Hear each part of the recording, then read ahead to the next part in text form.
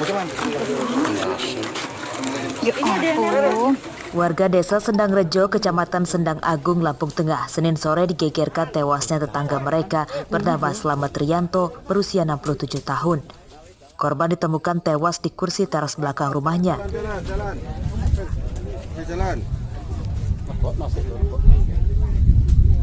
Setelah mengevakuasi jenazah korban di rumah sakit, pelaku pembunuhan korban ditangkap polisi pada Selasa siang. Pelaku pembunuhan itu ternyata adalah anak kandung korban sendiri bernama Kukuh Priyawaskito, berusia 23 tahun. Dari hasil pemeriksaan polisi, tersangka diduga sakit gangguan jiwa. Dari keterangan saksi yang diperoleh polisi, usai membunuh ayahnya, tersangka juga membawa potongan tubuh korban yang dimasukkan ke dalam karung keliling kampung dengan motor. Pelakunya sudah kita amankan, itu adalah anak kandung daripada korban sendiri yang menurut informasi dari keluarga maupun dari masyarakat di sekitarnya bahwa pelaku ini mengalami gangguan jiwa. Namun demikian, pelaku sudah kita amankan, hari ini kita observasi, rencana dalam waktu dekat, hari ini juga atau nanti besok pagi kita mau kirim ke rumah sakit jiwa untuk dilakukan pemeriksaan lebih lanjut. Kasus pembunuhan itu terjadi saat korban dan istrinya baru tiba di rumah sepulang dari sawah. Jenazah korban pertama kali ditemukan oleh istrinya yang baru saja keluar dari kamar mandi yang kemudian berteriak meminta pertolongan warga sekitar. Pada kasus ini, polisi menyita barang bukti golok dan motor korban. Haris Susanto melaporkan dari Lampung Tengah.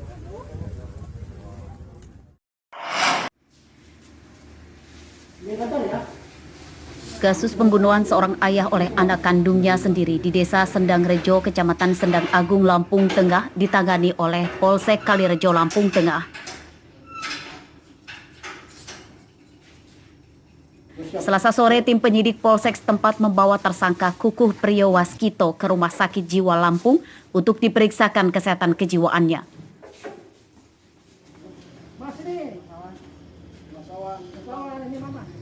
Pada kasus ini, polisi sempat mengalami kesulitan memintai keterangan terhadap tersangka karena sering berbicara ngelantur dan diduga sakit gangguan jiwa. Dari pemeriksaan awal, tersangka mengaku tega membunuh Slamet Rianto, ayah kandungnya sendiri, karena akan disantet oleh korban. Atas nama Kukuh Priyanto alias Jaya, sedangkan korban orang tuanya sendiri atas nama Slamet Rianto.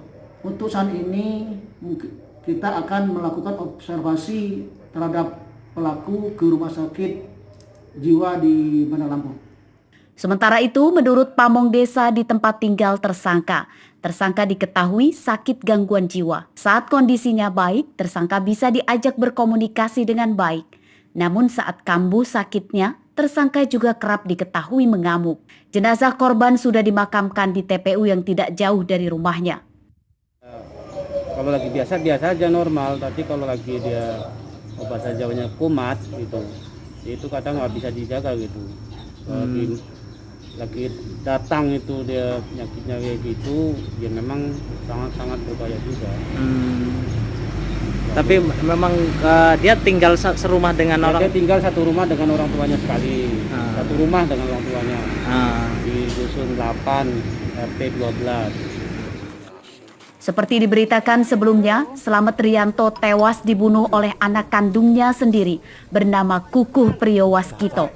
Korban tewas akibat dianiaya dengan senjata tajam saat baru tiba di rumahnya sepulang dari kebun. Aris Susanto melaporkan dari Lampung Tengah. Bapak saya itu sudah enggak drama. Kesedihan tidak bisa disembunyikan oleh Sutanto, kakak tersangka kasus pembunuhan terhadap ayah kandung di Desa Sendang Rejo, Kecamatan Sendang Agung, Lampung Tengah pada Selasa siang. Sutanto tak menyangka jika ayahnya akan meninggal dengan cara tragis dibunuh oleh adiknya bernama Kukuh Priyawaskito. Sehari pasca pembunuhan itu, rumah korban yang juga tersangka telah dipasang garis polisi. Rumah tersebut kini kosong tidak dihuni. Istri korban yang juga ibu tersangka kini memilih tinggal di rumah Sutanto yang masih berada di satu desa. Menurut Sutanto, adiknya itu benar sakit gangguan jiwa. Namun sehari-hari, tersangka juga sering membantu ayahnya bekerja di kebun. Kesehariannya ya bekerja sih. Kalau dengan kondisi dengan kejadian ini, Mas sebagai kakaknya itu seperti apa gitu? Nyangka nggak akan terjadi seperti ini? Saya sebagai kakaknya itu nggak menyangka Mas, kejadian ini juga saya nggak tahu, nggak menduga Mas. Yang setahu saya itu baik. Iya, itu pulang dari kebun saya itu tiba-tiba itu kejadian ramai. Kasus pembunuhan ini telah ditangani polisi sektor Kalirejo, Lampung Tengah. Tersangka kini telah diobservasi di rumah sakit jiwa untuk diperiksakan kesehatannya selama 14 hari. Aris Susanto melaporkan dari Lampung Tengah.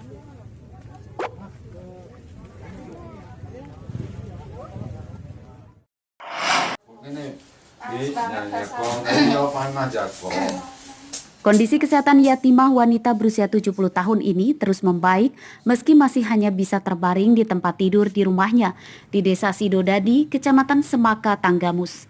Yatimah sempat dievakuasi ke rumah sakit pada Selasa pagi akibat diserang buaya di sungai yang tidak jauh dari rumahnya.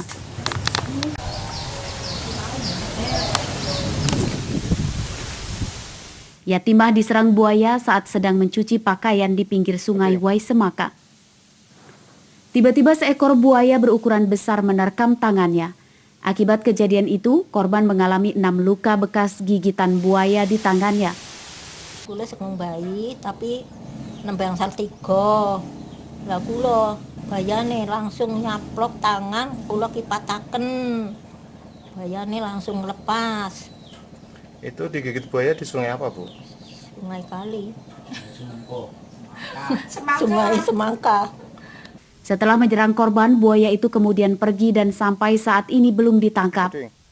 Setelah teriak-teriak ada buaya, setelah saya tengok buaya itu terkira ada di tempat dia kejadian. Ya kalau nggak lari, dia itu ketakutan. Buaya itu besarnya 3 meter lah, Pak. Menurut warga sekitar, korban serangan buaya di Sungai Wai Semaka, Tanggamus itu sejak tahun 2019 lalu sudah sebanyak 15 orang. Namun hingga kini buaya yang menyerang warga itu belum ada satupun yang ditangkap. Warga berharap petugas BKSDA Lampung turun ke desa ini dan membantu menangkap buaya-buaya itu.